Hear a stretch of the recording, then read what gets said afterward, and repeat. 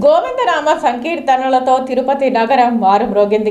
ప్రతి శనివారం స్థానిక రాయలసీమ రంగస్థలి కళాకారులు, స్థానిక భక్తులు గోవిందనామ సంకీర్తన చేస్తూ మాడవీధుల్లో సంచరిస్తూ భక్తి భావాన్ని పెంచారు.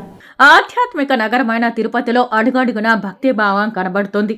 నిత్య గోవింద నామస్మరణ వినిపిస్తుంది.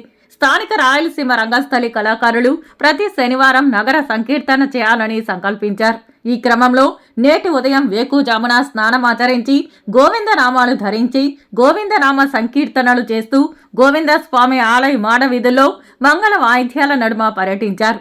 ఈ సందర్భంగా కళాకారులు మునినాథారెడ్డి, చంద్రబాబు నాయుడు మాట్లాడుతూ ఎంతో పవిత్రమైన తిరుపతిలో భగవంతుని సంకీర్తన చేయడం లేదా భజన చేయడం ఎంతో పుణ్యాన్ని ఇస్తుందని అన్నారు.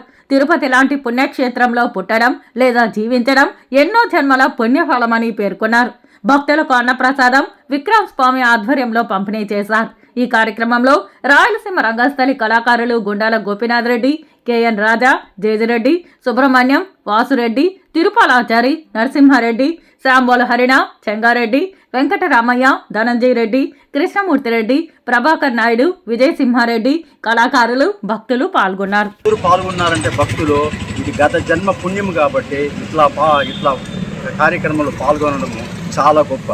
ఈ విధంగా మనం పాడుతున్నామంటే అన్నీ వింటది. ఏది పశుపక్షాదులు కానీ, క్రిమి కీటకాలు కానీ, మనుషులు కానీ, బిచ్చగాలు కానీ, అందరూ మనుషులు ఎవరైనా సరే వింటారు.